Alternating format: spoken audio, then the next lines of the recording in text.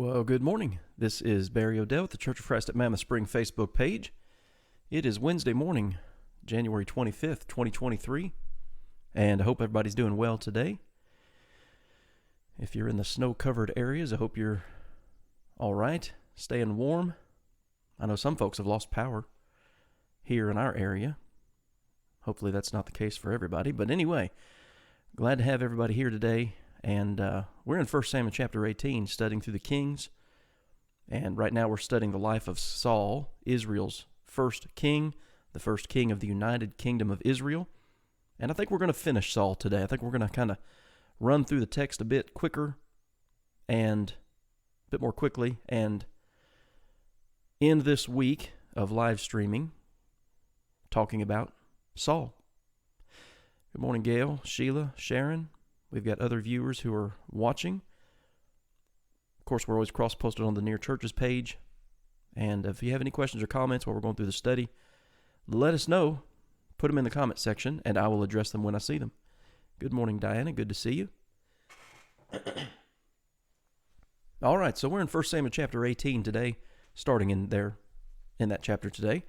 David has killed Goliath. Saul now... Let's see, I've got the screen up here, 1 Samuel 18. The women of Israel have been singing praises to David and Saul, but David got more attention, so Saul didn't like that. Obviously, it displeased him. They've ascribed to David 10,000s, and to me they have only ascribed thousands. Now, what else can he have but the kingdom? Well, he's going to get the kingdom. So this phrase here is important, really, for the rest of Saul's life, and really from 1 Samuel, the rest of chapter 18 on through the end of the book, pretty much. Saul eyed David from that day forward. And within the next couple of chapters, really beginning here in verse 1 Samuel 18:11, Saul cast the spear, for he said, I will pin David to the wall. David escaped his presence twice, it says, at the end of verse 11. Now, he's actively trying to kill him. Good morning, Anna. Good to see you. Saul is trying to kill David. Okay. But notice a couple things that happen here, or that are pointed out here in the text. 1 Samuel 18:12. Now Saul was afraid of David because the Lord was with him, but had departed from Saul. We talked about that yesterday. The Spirit of the Lord departed from Saul, and he had that distressing spirit. And so Saul removed him from his presence and made him a captain over 1,000. And he went out and came in before the people. So, get him out of my sight, essentially. David behaved wisely in all his ways, and the Lord was with him. Now, we've already been told that Saul is jealous of David because of the song that the women were singing when they came back from fighting Goliath and the Philistines. But now, because of David's own behavior, he's behaving wisely in all his ways, and the Lord was with him. Saul saw that he behaved very wisely, and he was afraid of. So that, paranoia, fear, however you want to put it, is multiplied, you might say. But all Israel and Judah loved David because he went out and came in before them. All right, he's becoming the leader that eventually he will one day officially be recognized as. Samuel, again, back in 1 Samuel 16, David has already been anointed as the next king, but Saul is still technically on the throne, you might say. Good morning, Miss Janie. But at this point in time, contrasting the behaviors of Saul and David, good morning, Connie, over on the Near Churches page. Well, who else would, you choose between Saul and David, and the choice is obvious as to who people might love, and, well, it's David. Well, David, one of the efforts that Saul makes to kill David, other than personally trying to pin him to a wall with a spear, is like he's gonna have the Philistines do his dirty work. He wants David dead. And so here's what I want you to do, David. You can have my daughter Michal as wife, but I want you to go fight the Lord's battles. And he says, I'm not going to do it myself. I'm going to let the Philistines kill David. And so he makes this deal. Okay, you can have my daughter, but I want you to go out, fight against the Philistines, and, he'll die. Well, David goes out, as you continue reading the text, and he doubles the number of Philistines that Saul had required of him in the first place. And so, the result is, Saul, that's hard to read, Saul saw and knew that the Lord was with David and that Michal, Saul's daughter, loved him. Now, it's like everything is stacking up against Saul. But you think about the way he's conducted himself, again, in regard to the sacrifice, 1 Samuel 13, in regard to the disobedience to the Amalekites, 1 Samuel 15, in regard to the, I would say, the fear, paranoia, jealousy involved with David after David has killed Goliath, and now Saul's daughter loves David. Everything is stacking up against Saul, but the fact of the matter is, Saul helped stack that deck, you might say. He has brought a lot of this on himself from the very beginning of his departures from obedience to God. And so, now his own daughter is married to David and loves David. And Saul was still more afraid of David, so Saul became David's enemy continually. And that's the rest of the story of 1 Samuel. And so that's why I kind of want to just breeze through, if that's the right way to say it, the text, and notice several things. So, chapter 18, Saul personally tries to kill David. Then he tries to use the Philistines to try to kill David. So there are two efforts at ending his life. Well, 1 Samuel chapter 19, it just continues here. Saul spoke to Jonathan his son and to all his servants that they should kill David. But Jonathan, Saul's son, delighted greatly in David. And again, that becomes an important relationship in the life of David. We'll get into that when we talk about David. Right now, we're just talking about Saul. 1 Samuel chapter 19. You get down to verse 9. The distressing spirit from the Lord came upon Saul, so here it is again, as he sat in the house with the spear in his hand, and David was playing music. David tries to kill him again, or rather Saul tries to kill David again, but he flees and escapes. Well, David goes home, he's sick, that's the story. And so Saul sends messengers to David's house, kill him in his own bed. Well, that doesn't work out.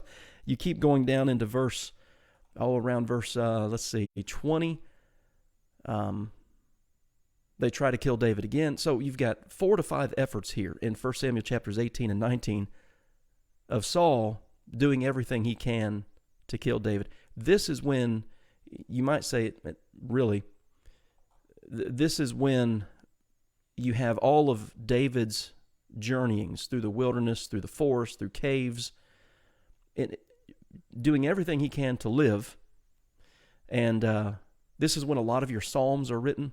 We read the book of Psalms, and David talking about things like the Lord is his fortress, his safe place. And not all the Psalms can be dated perfectly, let's say it that way. But contextually, you can figure out, okay, he's on the run here from Saul, or maybe he's on the run here from Jonathan, or rather Absalom, whatever the case may be. So that's really where this process begins, 1 Samuel 18, 19, and then through the end of the book of 1 Samuel. Good morning, Deborah. And you are right, jealousy is not your friend. David and Lottie, good to see you guys. As he's pursuing, so like you see here, 1 Samuel chapter 20 talks about Jonathan, Saul's son, his loyalty to David. And that loyalty really started, if you remember, after David kills Goliath. So 1 Samuel chapter 20 is really just about that. But even, and this shows the like Deborah says there, jealousy is not your friend. So Saul's daughter has married David. Jonathan, Saul's son, loves David for his brave. I mean, David's not done anything wrong. He's not, in fact, he's helped Saul up to this point in time. But you get here to 1 Samuel chapter 20, and Saul is still doing what he can to kill David. Let me scroll down here. And, here, 1 Samuel 20 and verse 30. This is Saul dealing with his son Jonathan, who is trying to protect David and trying to convince Saul, listen, he's not done anything against you. What's your problem here, basically? Then Saul's anger was aroused against Jonathan, and he said to him, You son of a perverse, rebellious woman, do I not know that you have chosen the son of Jesse to your own shame, and to the shame of your mother's nakedness? Some pretty harsh words there, you might say. You prefer this guy over your family. For as long as the son of Jesse lives on earth, you shall not be established, nor your kingdom. Now therefore send and bring him to me, for he shall surely die. No, essentially, it's what Jonathan says. And notice this, 1 Samuel 20:33. Then Saul cast a spear at him to kill him. So this is the depths to which jealousy will take you. And so we talked about that distressing spirit, the evil spirit that the Spirit of the Lord departed from Saul, and this other spirit from the Lord came upon him. I think all of these actions here that Saul takes against David, against Jonathan, and when we get to chapter 22, against a whole city, are a manifestation of his jealousy, of his paranoia, his rage against David. And you think about it, everything that we've looked at so far, what has David done to deserve any of this? Well, he's not done a thing to deserve any of this. So anyway, you go on to 1 Samuel chapter 21. David's on the run. Again, we'll deal with that when we start talking about David. He flees to Gath. Okay, so now David's going into Philistine country. Okay, the Philistines are enemies, continual enemies against the Israelites. But Saul's on the throne. David's on the run. And the Philistines know that. And there is some acceptance by some in the Philistines of David. And in fact, he goes out with them and helps them in some ways. But that's going to kind of backfire on David too. It's like everything that can go wrong for David against him goes wrong. Saul, Michal, eventually, his first wife, him turning to the Philistines, it works out for a bit, and then it falls apart. His own son in time is going to rebel against him. It's like everything that can go wrong does go wrong with David. But then you get to 1 Samuel chapter 22, and we kind of get back to the story of Saul. All right, you might say, kind of had an intermission from all of Saul's dealings to show what's going on with David. But you then get back to 1 Samuel 22 and verse 6. Saul hears where David has been, where he's going, where he's been, where he is now. And so Saul goes to this city, the city of Nob, and let's see here. Really beginning in verse 6 of that chapter describes all of this. You get down to verse 16. Because David has been with these people. All right. The king said, You shall surely die, Ahimelech, you and all your father's house. Then the king said to the guards who stood about him, Turn and kill the priests of the Lord, okay, a city of priests, because their hand is also with David. And they knew he was here, and they didn't tell me. Well, they wouldn't do it. The servants of the king would not lift their hand, it says there in verse 17, to strike the priests of the Lord. Well, that's commendable. Saul's essentially insane, you might say. Well, this man by the name of Doeg, and Doeg is the one who had seen David and got the message back to Saul, hey, I know where he is. So Doeg, he'll do it. He killed 85 priests, verse 18. Also Nob, the city of the priests, he struck with the edge of the sword, both men and women, children and nursing infants, ox and donkeys and sheep with the edge of the sword. An entire city is murdered, let's just use that word, because of Saul's hatred for David. And again, that's jealousy is not your friend. It's never a good thing. And you can see the depths, if you will, to which it led Saul. Let's see, 1 Samuel chapter 23. You have, again, some activities of David, but you get down to verse 14. This is when David's on the run. He stays in the strongholds in the wilderness and remained in the mountains of the wilderness of Ziph. And notice this, Saul sought him every day. So he's king of Israel, but this is his priority. Whatever he can do, whatever sources of his kingdom he can use to pursue one of his own people, that's what he'll do. And that's what he does. Saul sought him every day, and then you have this phrase, but God did not deliver him into his hand. Now, throughout this time, David is going to have opportunity, and this is interesting. David has two opportunities himself to kill Saul. And, you think about that. Again, he's already been anointed as king. He's behaved himself wisely, as we've already read. Hey, man, why not do it? You've got two opportunities to end all this trouble. But David's not going to do that. He's not going to, as he says, raise his hand against the Lord's anointed. He knows that Saul is, I guess you'd say, the rightful king. I mean, he's on the throne. He has the crown, you might say. And so he's not going to do that. But you get into 1 Samuel chapter 23, or rather 24, you have that occasion where David spares Saul. And it's at this point where essentially Saul has this, you get down to verse 20. It's like Saul comes to this realization. It's only momentary, by the way. In communicating with David, when David could have killed him, he says, if a man finds his enemy, will he let him get away safely? Well, the answer to that is no, obviously. Therefore, the Lord reward you good for what you have done to me this day. You didn't kill me when you had the chance. And now I know indeed that you shall surely be king, and that the kingdom of Israel shall be established in your hand. Therefore swear now to me by the Lord, Saul says, that you will not cut off my descendants after me, and that you will not destroy my name from my father's house. And again, when we deal with the life of David, we'll touch on that because there are some things that happen there. So David swore to Saul, and Saul went home, but David went up to his men to the stronghold. So there's like this, again, momentary sanity, if you will, with Saul. It doesn't last long, but it's like he has a flash of sanity. Diana says, I think Saul shows us what can happen to those in power, or when they have power over people. He forgot who gave him he forgot who gave him that power. Yeah, there's no question about that. And that certainly went to his head, and then you might say David challenged that. And again, all of this started when David killed Goliath. And so that was like a challenge to Saul. Saul took that personally. Let's say it that way. So anyway, 1 Samuel 25, obviously Samuel dies. We all read that. That's a significant event. It's going to affect David. It's going to affect Saul. Well, 1 Samuel chapter 26.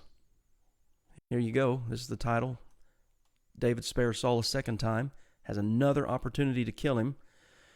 And this is after Saul has acknowledged David's kindness for not killing him, but he's after him again. And he's doing everything. He's got, in fact, you notice here in verse 2, he's got 3,000 men of Israel to seek David in the wilderness of Ziph. Again, he's taking all of these resources. I wonder what's going on in the kingdom. This is a historical narrative telling us what's going on with Saul and David. What's going on back home, you might say, with the throne? Because this is his this is his object. This is what he wants to do. And so David has his men. He has spies. He knows where Saul is. It's just it's quite interesting to sit down and read all of this and watch what's going on. But anyways, you read through this chapter, David lets him live. Gives him another chance.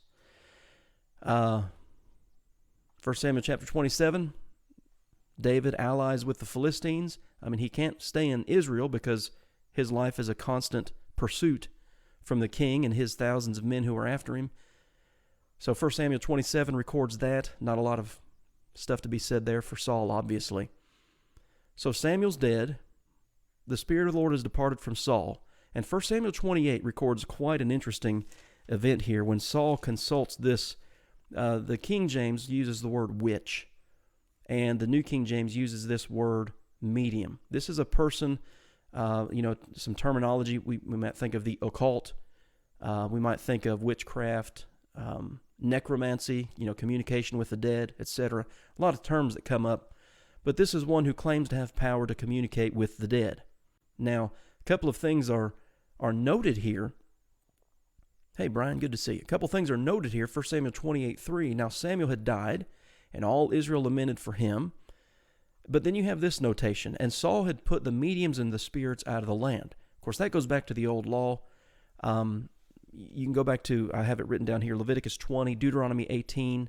Those chapters deal with this particular issue. But that's not there incidentally. That phrase at 1 Samuel 28:3 is not there on accident. Because, well, we'll just show you. Let me just show you this real quick. Saul realizing what he's in, the situation he's in. When Saul inquired of the Lord did not answer him either by dreams. Okay, that's one way that God communicated. Hebrews 1 tells us that. God, who at various times and in various ways communicated unto the fathers by the prophets. Well, dreams or by the Urim. Well, if you want to read that, there are a couple of different passages in Exodus and Leviticus. This was a part, the Urim was a part of the priestly garments. It was some type of stone. It's also known as the Urim and the Thummim that they wore on the front of their breastplate when they went into the temple. It was a way by which God would communicate his will to the priests. So God's not communicating to him by dreams or by the Urim or by the prophets. That's because the Spirit of the Lord has departed from him. Saul is cut off from God. Let's say it that way. So find me a woman who's a medium, that I may go to inquire of her. But again, back in verse 3 it already says he's already put those out of the land. And that's exactly what he should have done. And that's what we've said this whole time. When Saul started out as king, things started out well. They were going the way they should have gone.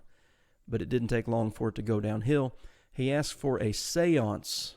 He wants to communicate with Samuel. Let's see here. Verse 11, 1 Samuel 28:11. Whom shall I bring up for you? And he said, bring up Samuel for me. This is interesting to me. When the woman saw Samuel, she cried out with a loud voice. Now, if she truly had the power, I don't believe she did, and I'll talk about that here in a minute. If she truly had the power to communicate with the dead, to bring people up and receive a message from someone beyond, as it's often said, why then, when she saw the one that was requested to be brought up, would she be surprised? Why would she cry out with a loud voice? I think this is a time where God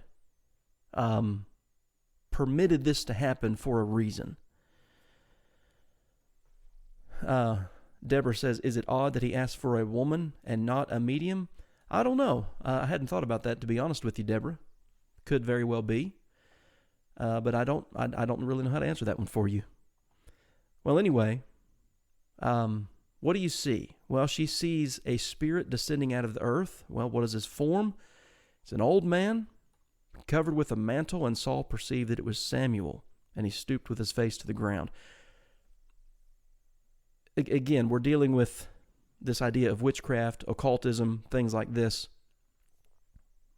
I don't think there's any power that this woman had. The Bible speaks repeatedly of false signs, false miracle workers, false Christs, etc., and those who would believe and be deceived by lies. I think this is one of those things, but I think this is an opportunity, from what I can tell from the text, where God permits this to happen ultimately because of God's purpose. Because notice what happens here. Samuel says, why have you disturbed me by bringing me up? Now, it's interesting because I actually looked at a couple commentaries this morning. I don't usually do this, but I looked at a couple commentaries this morning, and one commentary said, well, this is all made up. The woman, the medium, she's making this up as she goes along. But the text says that Samuel said to Saul. Okay, so if she's making it up, why would the Bible say Samuel said to Saul? Anyway, it goes on to say, well, I'm deeply distressed The Philistines are making war. Notice this. Notice Saul's own admission here in 1 Samuel 28:15. God has departed from me, and does not answer me any more, neither by the prophets nor by dreams. And so I've called you. What should I do? Well, then we're told Samuel speaks. Verse 16. I don't think this is the woman making this up. Just imagining things here, if you want to put it that way. So why do you ask me, seeing the Lord has departed from you and become your enemy? Samuel's the Lord's priest. All right, what good would it do if God's already departed? Why are you coming after me? I'm not on your side. The Lord has done for himself as he spoke by me. You know, when Samuel was still alive, he told Saul, the Lord's leaving you, the kingdom's leaving you, and David's going to take your place. The kingdom is torn out of your hand and given it to your neighbor David. Why? Verse 18. Because you did not obey the voice of the Lord, nor execute his fierce wrath upon Amalek. Therefore, the Lord has done this thing to you this day. So we can trace it back to 1 Samuel 15. We know he offered that unlawful sacrifice in chapter 13, but Samuel ties in the departure of God from Saul because he didn't execute God's wrath upon the Amalekites. That answers some questions for us, doesn't it? About fellowship with God and disobedience to his revealed will. All right, you also are going to be delivered to the Philistines. Notice this warning here. Not warning, this is a prophecy. And tomorrow you and your sons will be with me. You're going to die tomorrow. You're going to die in this battle with the Philistines. This is again, I don't believe that this woman had any special power, any ability to communicate with the dead, but I do believe that God permitted this to happen to reveal this message to Saul. Tomorrow you're going to die. That woman wouldn't know that. But anyway, this is an example of God, one of the ways in which he communicated with people. Diana says, and why would she have been surprised seeing him if she had the gift? Yeah, that's like, why do psychics and palm readers have to ask you your name? You'd think they'd know that. How would the medium have known this unless God allowed it? That's the point. That she wouldn't have known these details. You know, if she's just making up what she saw, she wouldn't have known the specificity of Saul didn't defeat the Amalekites like God said, and God departing from Saul and all of this. This was a communication allowed by God for a specific purpose. And so this 1 Samuel 28 really shows the depths to which Saul has sunk. The depravity to which people can get when they depart from God. He is to the point where he is seeking witchcraft to figure out something. What's going on here? Well, he gets a message, and it's not exactly, I don't think, what he was looking for. Well, and things just continue to go downhill for David, you might say. So some of the Philistines accepted him as he's on the run, but most of them are like, listen, this guy just killed Goliath. We don't really want him on our side.